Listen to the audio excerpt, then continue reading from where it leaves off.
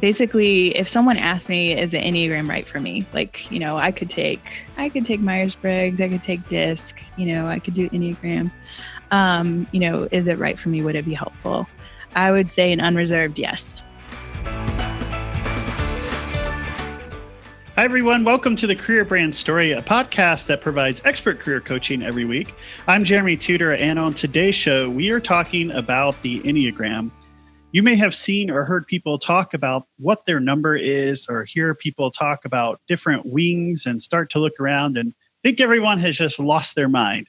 But in fact, the Enneagram can be a wonderful approach to understanding yourself more and approaching life more wholeheartedly. I want to welcome our guest. We always have Jeb back. Jeb's back.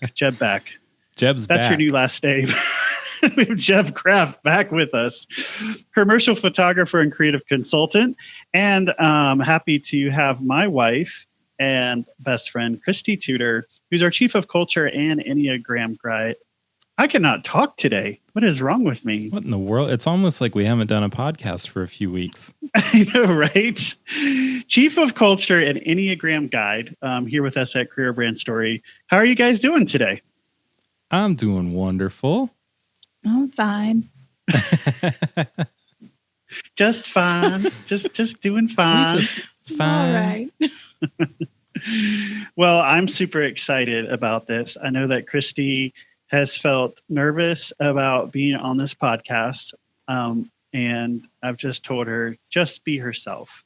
And she's going to do a great job today and has a lot of information to share with us around the Enneagram. And we've actually been looking forward to this. We've mentioned it a couple of times, and we're pretty excited. This is one of 4 episodes that we're going to do.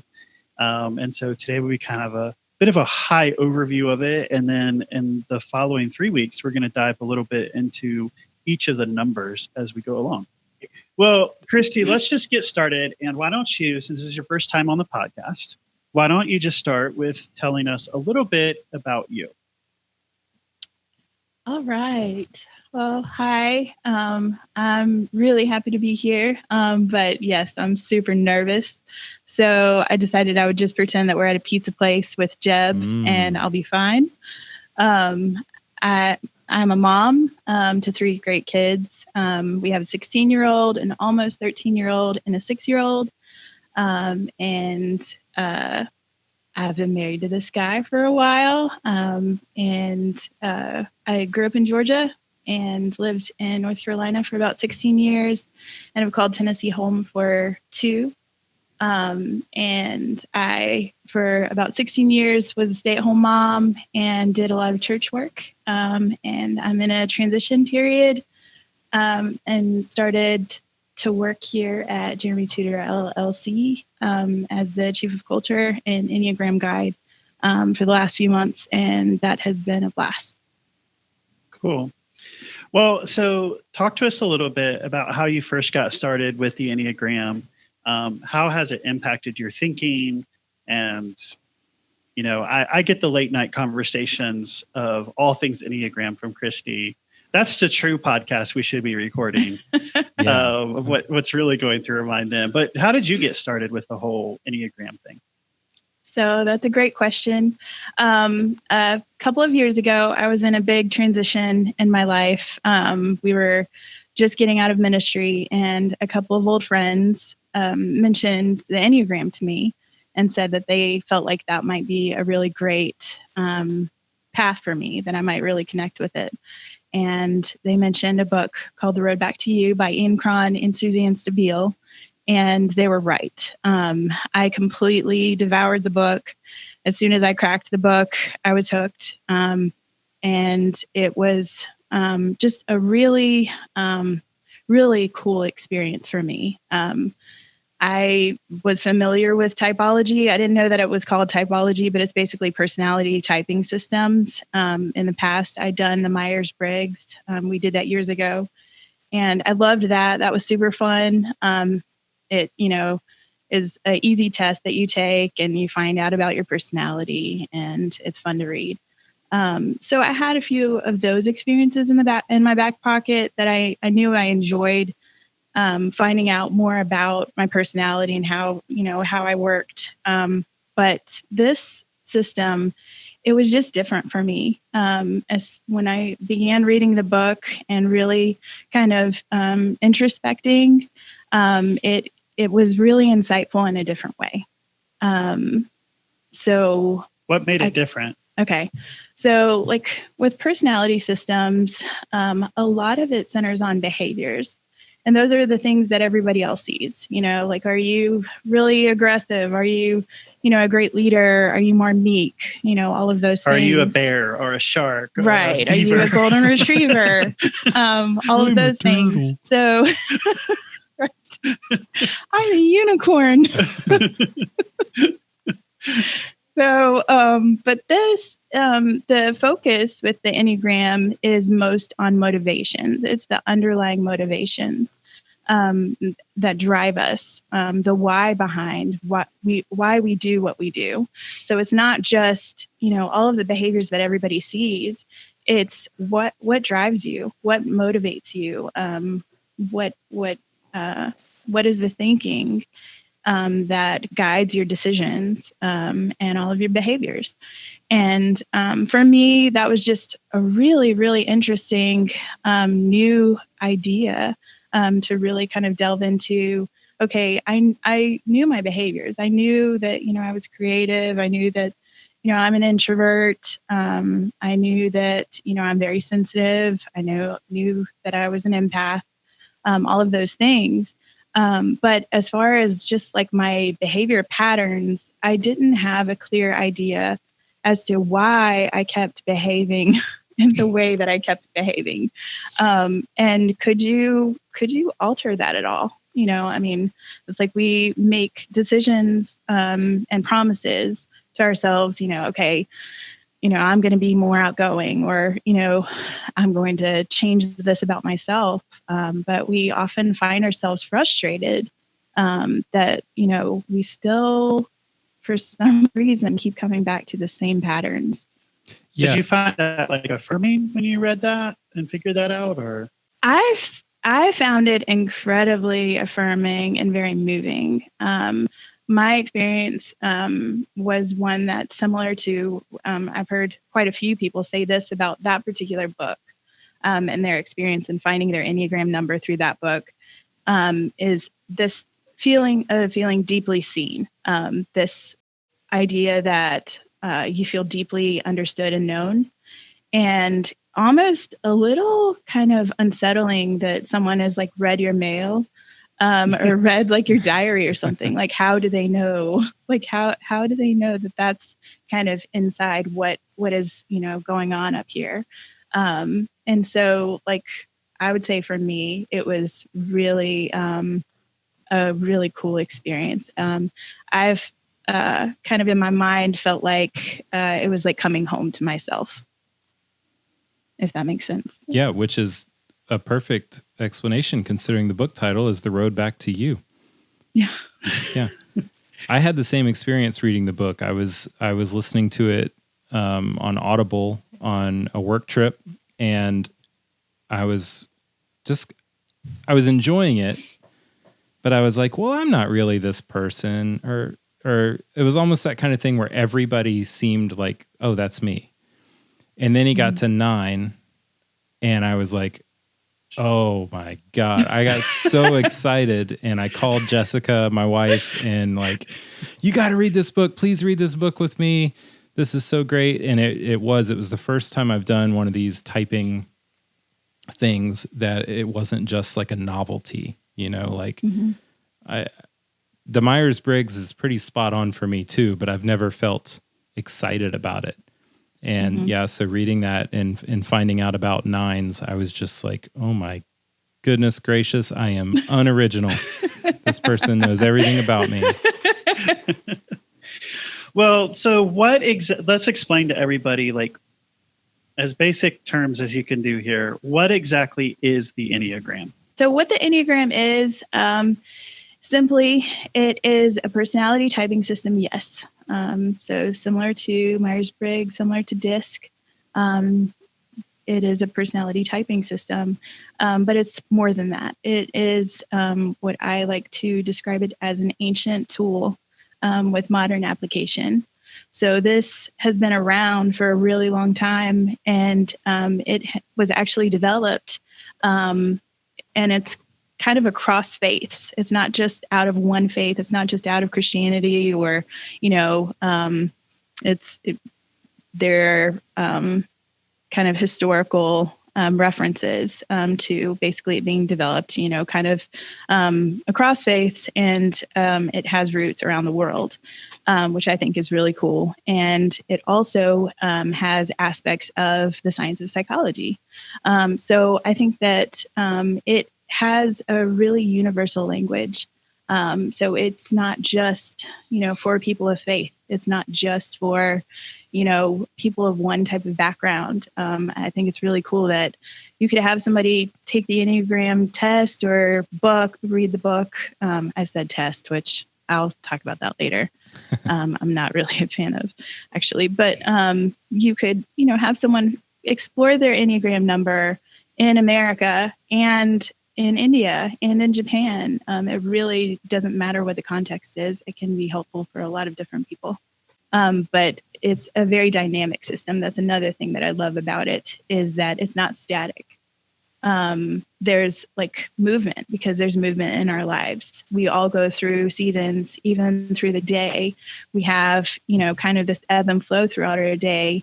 And so, as you continue to learn Enneagram language, it kind of shows you how your personality may deal with stress, how you may go through the day and, deal with the ups and downs of life. So I know that some people might look at the Enneagram as the symbol, and they might think that's really weird. Yeah. Satan? Yeah. Jeb said it, right? What kind of witchcraft thing, juju is this going on? So what can you explain a little bit about like the actual diagram, and how did they even come up with like why 9 numbers?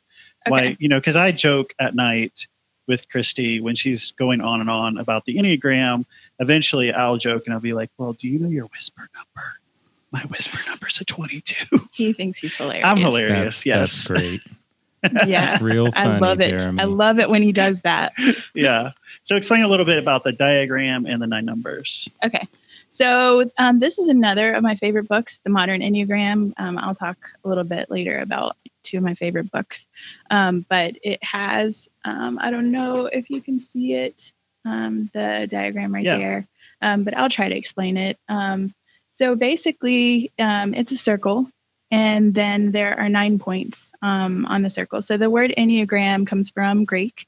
So it's Ennea, which means 9, and then gramma, which is picture. So it's a 9-pointed symbol, basically.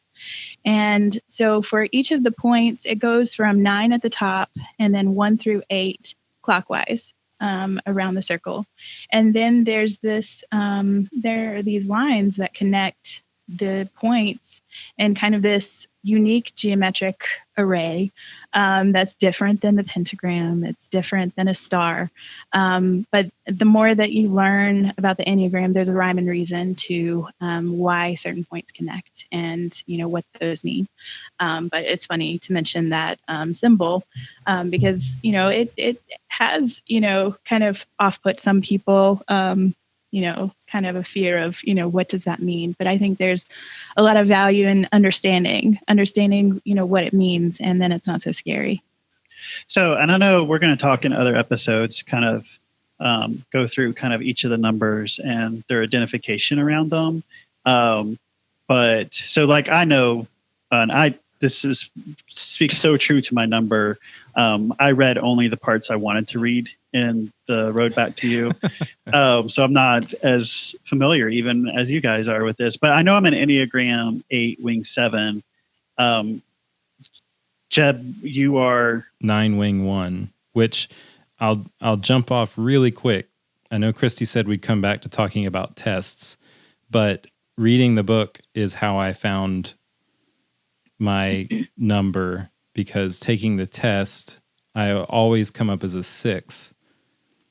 And I would say I'm mistyped as a 6, which, again, getting deeper, 6 is the stress is a 9 in stress for me. So I'm in stress that a makes lot. sense. Yeah. So my test is a 6, but 9 really spoke to me. So again, I'm really advocating for reading about Enneagram instead of just doing a quick BuzzFeed listicle quiz.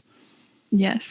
So do you always stay, and you're a 4. I'm a 4 wing 5. And so do you always stay that number? So, in Enneagram, there's lots of different teachers, lots of different schools of thought. In my school of thought, we kind of come from Suzanne Stabile, and then Hunter Mobley was her student, and then I am his student. And so something that she's mentioned before on one of the videos that I watched is that your Enneagram number is usually believed to be locked in around age 5. And there's a variety of reasons for that. Nature and nurture, it combines. But it's believed to kind of stay that way. So I will never become a 9. I will never become an 8. I'm a 4 for life. But there's movement as far as the wings. There's theories. Some people really resonate with a wing. And that's, something we can explain later. But, like I said, there's kind of an ebb and flow. So you may be a 9, but, there will be, that kind of stress and security dynamic going on. Well, and again, over the next 3 episodes, we'll give some highlights of each number, kind of dive a little bit deeper. But knowing that I'm an 8, Jeb's a 9, you're a 4, can you give us like a practical example of like how that would actually play out, in our dynamics? Okay. I like this idea of kind of thinking about, we know our friends and we kind of know, their behaviors, but sometimes it's tempting for people to, try to guess what each other's numbers are. That's a very common trend right now. But when you kind of start talking about motivations, that's a whole new ballgame of like what motivates us, what drives us. We can be doing the same thing, but we have our own separate motivations. So I was trying to think of a good example of this. So if you take 3 friends, we've got Jeb and Jeremy and I, and Jeb is a 9 and Jeremy's an 8 and I'm a 4. And we decide that we're going to go to lunch and we're like, okay, where do we want to eat? And Jeremy throws out Pizza Hut. Yes. Well, that's an easy one because Jeremy and Jeb love Pizza Hut. Truth. They are Nom, huge fans. So that's super easy. And so with Jeremy, his motivation as an 8 is to take the lead. He is a leader. He likes to have impact. And he doesn't mind if other people take the lead as long as they're competent, but he wants strong leadership. And so he will probably initiate, hey, let's go to lunch. And how about Pizza Hut? And, hey, Jeb, do you want to drive or I'll drive? He'll probably finalize the plans. Jeb, as a 9, he's a peacemaker. And so it's an easy win for him to go to Pizza Hut. But if we had kind of thrown out there like, well, do you want to go eat Thai or Indian? He might be okay with those. But he's probably not going to naturally feel the need to fight for, no, I really want to go to Pizza Hut. He's probably going to compromise just for the sake of the group. He cares about the friends. And so he's going to look at your perspective like, well, Jeremy really wanted to go to Pizza Hut. So, he's okay to compromise. For me, I'm a 4. And so as long as I can go and just be myself, I'm probably fine to go. But if you ask me to go and I'm really feeling kind of blah and people start to tell me to cheer up or, if there's going to be some other people there that I don't know that want to small talk, I'm really going to be tempted to bail. But if I think, I can wear my favorite light bright t-shirt and play music on the jukebox, then I'm like, yay, so it's just interesting to think about, like, we're all doing the same activity. We're all heading to the same place, but we have very different things going on that are driving us. This illustration explained for me every Sunday after church when our group of friends would have to try to decide what we wanted for lunch. Yeah. Well, for me, so the method that Jessica and I often use to figure out where we're going to eat is where would you go if you were by yourself? And she always has an answer, and I never have an answer. Because if I don't have somebody else to make that kind of decision, I won't eat. You'll just drive around in your car all day. Yeah, and I'm not even exaggerating. I will often just be so confused I can't make a decision. I have the blessing and the curse of seeing all sides of everything. I'm like, I'll get tacos, but we're probably going to have tacos later. It's going to make me feel bad. It's not as cheap as if I get this. And so I'll pick the other thing. And then I have plenty of reasons not to choose that. And I'll talk myself out of everything. That's fantastic. You need to spin the wheel. Pretty much. Yeah, but then I start questioning the validity of the wheel's choice. Right. I think I heard a click. I think it's off balance or needs to be calibrated. So what has been the most helpful thing for you in studying the Enneagram and learning about it? And I'd actually like to know that answer from you too, Jeb. Okay. So I would say that there's two things that are the most helpful for me. The first one is it was something that I didn't know that I needed, and I didn't know that I was looking for to feel that understood.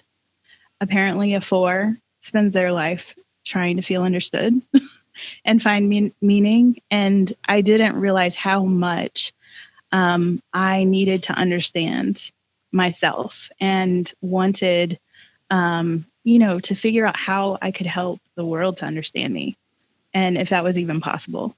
So the Enneagram, finding out my type, and finding out, honestly, as much as I love to be unique, it was really actually comforting to find out that I was not the only 4 in the world, that I was not the only one who had that wiring and had those same kind of coping issues and, just those patterns. So that was very comforting for me. And I would say the other aspect that is super helpful for me is the path of healing.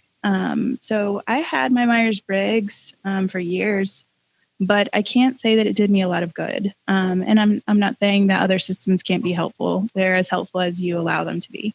But I can't say that I really used it as a tool for moving forward. The Enneagram has given me kind of a path to see, okay, these are some of the warning signs of my personality when I'm headed into stress. These are some of the coping mechanisms that I use, like, just over and over and over again. And once you kind of start to see that, then you can kind of start to catch yourself, like, oh, I'm doing it again. And you can see like a path forward to realize, like, okay, well, I don't have to spend the rest of my life doing the same things over and over again. I can actually make different choices. And that doesn't mean that I'm going to become somebody else. I'm never going to do life like, Jeremy or Jeb, or, I have a bunch of other friends, that do life very differently. But I can be myself, but a healthier version of myself. Sure. So, what about you, Jeb? What's been the most helpful thing since you've kind of dived into this?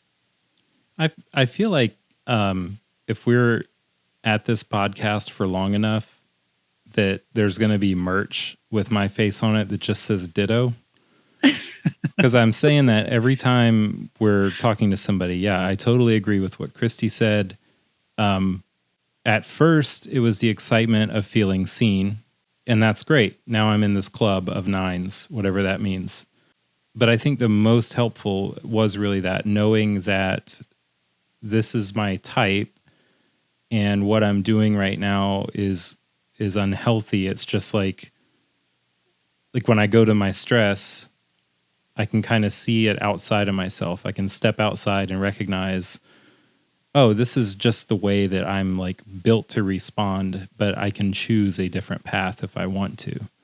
And yeah, so that's really been the most helpful, is knowing that I kind of have a choice in this, and I can keep myself from going down the path that I'll end up regretting later.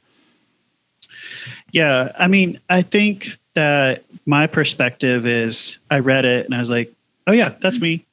And I I find, as Christy and I talk about the Enneagram, probably where it's been most helpful is actually in our relationship, because we are complete opposites. Mm-hmm. I'm an 8, she's a 4. She's introverted, I'm extroverted, and so, my day starting today was, walking to work, doing a video, getting to work, super happy, super positive, super excited about the entire day. And Christie's will be like the complete opposite of that, And so that has been really helpful to me to help better understand how I can be a better friend and spouse to people around me, recognizing that I'm an 8-wing 7. I find the Enneagram deeply introspective at a whole nother level. And there's probably a part of that for me that and maybe this is an 8 too, but that's very personal, right? That I probably sit with more quietly than I let on people. I cannot talk let today. on to people. Let on to on. people. Yeah. Let I let on how that's resonate with me, because I teach DISC and I love DISC. It's really practical. It's easy. It's all about behaviors, and you can get people to learn that really fast and communicate faster. Mm-hmm. We also do talk about motivations in that, but I think the Enneagram has this another layer to it and a different approach that really helps you get to know yourself.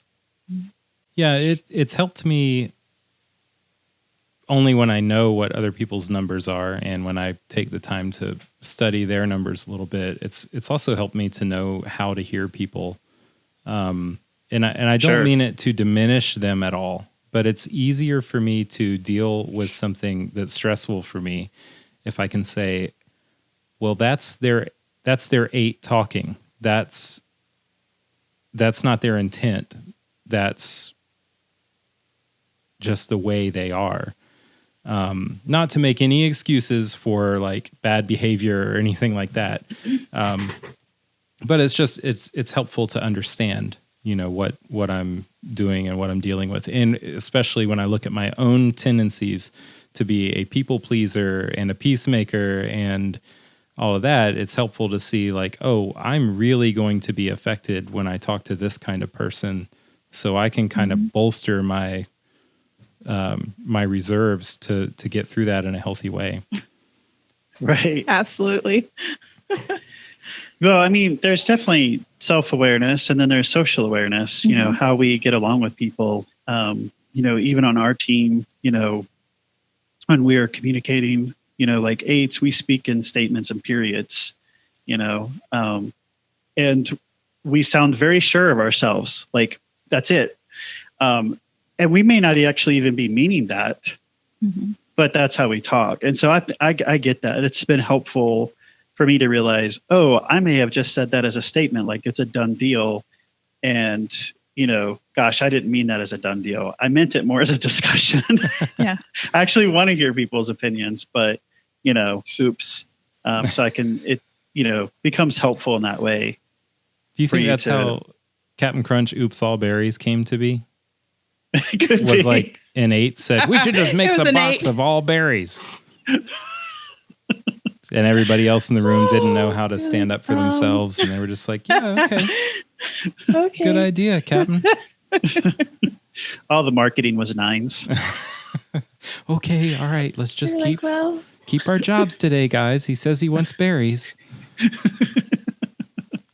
Oh, that's great. Oh, man. Well, Christy, why would you tell someone to even engage with the Enneagram? So I think that it would kind of go back to a lot of what we've already said. Basically, if someone asked me, is the Enneagram right for me? Like, I could take Myers-Briggs, I could take DISC, I could do Enneagram. Is it right for me? Would it be helpful? I would say an unreserved yes, pretty much across the board. Like I mentioned before, it doesn't matter your gender, your orientation, your spirituality, it really doesn't matter. It can be incredibly helpful. And there are so many resources out there, dependent on, where you're coming from. So, I would say that in my own personal life, I've seen such growth and healing from self-awareness and introspection. And I would say that, it has helped my relationships in so many ways, not only my marriage, parenting our kids, to, understanding my family. So it increases that social awareness. So I would say that, regardless of how far you want to go, not everybody has to, study, and go into a cohort or, read books and books and books. But, even just a basic understanding of the Enneagram and your type can be really helpful. Yeah. And you've been studying this for how long? I would say several years. Yeah. And then this last year, this current year, you're doing a year-long cohort with Hunter Mobley. Mm-hmm. In fact, we'll be in Nashville next week for her to spend a couple of days with the cohort going through that. That's such very a cool in-depth.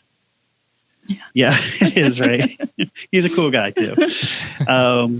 So not everyone's going to go to that level, but where would I start if I just want to understand the Enneagram? I want to know my number.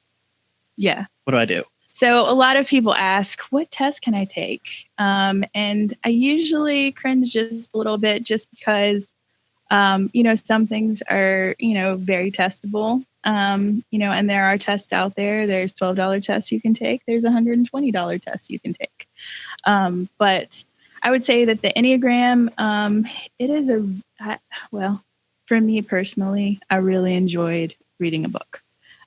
Because I think a book, it takes time and it's something that you can do quietly and just really I like to watch the movies. Is there a movie? He always says that. So that's a Jeremy joke. And if they did a movie with the Enneagram, I would be like, man, I love the way they've portrayed the 8. They've really done the 8 really well in this movie. Everybody else. Or you would hate it. Or I'd hate it. They should just cast me. You would hate it. You would say they got it all wrong. So I would say that would be my first recommendation, would be a book that you could kind of read through. But it's definitely something that is helpful to go through with someone. So whether you have a significant other that will be kind of kind and honest with you, or a good friend, a mentor, a coach.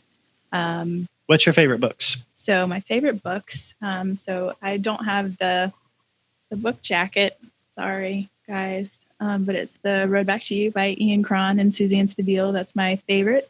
I will mention that it's faith-based, so that if that is not where you're coming from, I do have a second recommendation. It was a new read, The Modern Enneagram, and I don't know how to pronounce her last name. It's Casey Burgess. Yeah, I wouldn't know either. Burghoff? You want me to give it a try? Berghoef. No, honey. You guys want me to try? No, that's okay, Jeremy. And also by Melanie Bell. And this one is not necessarily from the faith perspective. There is a small paragraph on spirituality in there, but it's very inclusive. So this is another great one. The first one, The Road Back to You, it kind of takes you through the 9 types, and it has a checklist at the beginning of each chapter, where what it feels like to be a 1 or what it feels like to be a 2. So that's super helpful. The Modern Enneagram has great artwork throughout, and it has a great section on work and relationships, which was really fun to read. Cool. And I forgot to plug her at the beginning. So I want to do that now, but this is really cool. Christie found this artist in Atlanta that she really loves, Lauren Phoenix. And Lauren actually created these cool prints for each number. If you're on YouTube, we're going to flash them up on the screen so you can kind of see them. And we'll flash them up as we go through the episodes. I don't know if you just want to show one of them, just to show what it looks like. All right. I'll show the 9. How about that? We'll do the 9. All right. That sounds great. As long as it doesn't make so if you're watching YouTube, you can see this. And we're going to have this on our Instagram at Jeremy T. Tudor. But What's really cool, we got these 9 prints. Christie's going to hang them in her office here. But what was really cool is Lauren is giving a free giveaway through us. Yay. And so we'll talk a little bit at the end how you can maybe win a print, 2 prints. So stay tuned to the very end and we'll give you the details of that giveaway. But she's a really cool artist. Super cool. Yeah. We're going to, again, talk the next 3 weeks. We're going to hit the different numbers, kind of the highlights. And so I hope everyone will kind of tune back in. This was really informative, Christie, and great information today. Thanks. I enjoyed being here.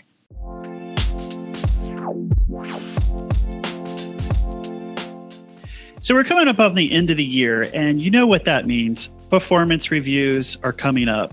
If you're in a company that does annual performance reviews, you might be in the middle of it. And anytime that word comes up, you may think, oh, I really don't want to do this. No matter how well your company does performance reviews, you still owe it to yourself to take some time and look at what you've learned, as well, what are your goals and your priorities moving forward. So here's a few things as we end this year for you to consider when reflecting on your own performance. Perspective. Where are you today and where do you want to be? Priorities. Which of your perspectives and behaviors need to change? Pace. How's your calendar going to change and be different going forward? People. Evaluate the intentional relationships in your life where you want to invest your most thought, time, and energy. Practices. Which specific changes are you going to make at the beginning of the year? And then your potential. What are those keywords that are going to drive you towards your potential? It's important to think through your performance intentionally so you can realize that things that aren't serving you that need to stop and the things that are serving you well that you need to continue on into the new year. If you know where you are, you can have a better understanding of what you need to do in order to get where you want to go. You can head over to our website and sign up to our email subscription and download our Performance Tools PDF today and keep thriving.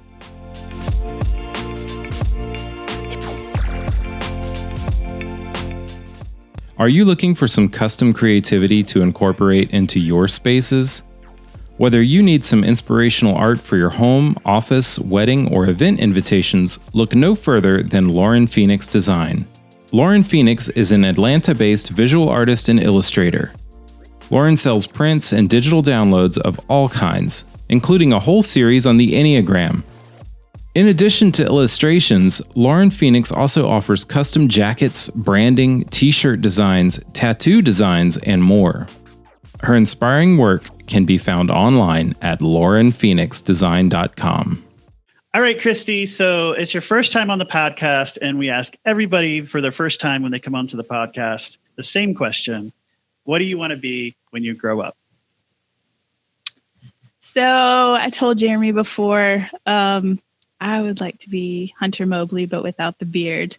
But seriously, he's a great teacher.